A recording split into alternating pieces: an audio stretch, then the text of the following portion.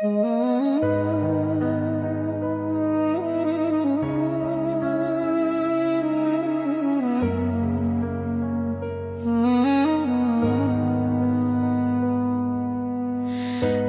o bağ olaydı, her gün bir yeni nəğmə.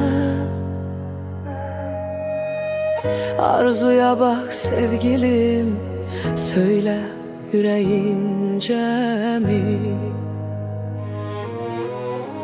Yine o bağ olaydı, seni tez tez göreydim, kaleme söz vereydim, her gün bir yeni nəğmə.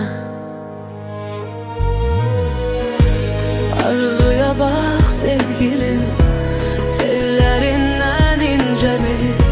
Söyle saçın olaydı, gizli söhbet açaydık, ruhun ihtiyacından çekinerek çok zaman söhbeti değişeydin.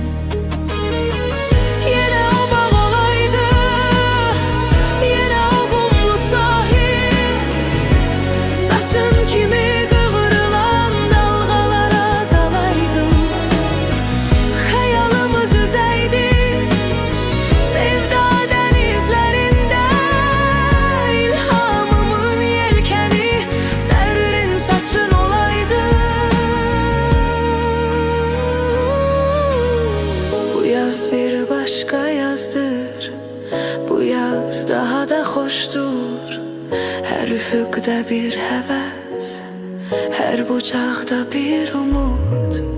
Duygular daha ince, fikirler daha derin, yürekler daha serin. Yolumuzdan taş kesey temizlenmiş. Ne güzeldi dinlemek suların nəğməsini, ne güzeldir dolaşmak istiyay fesilleri.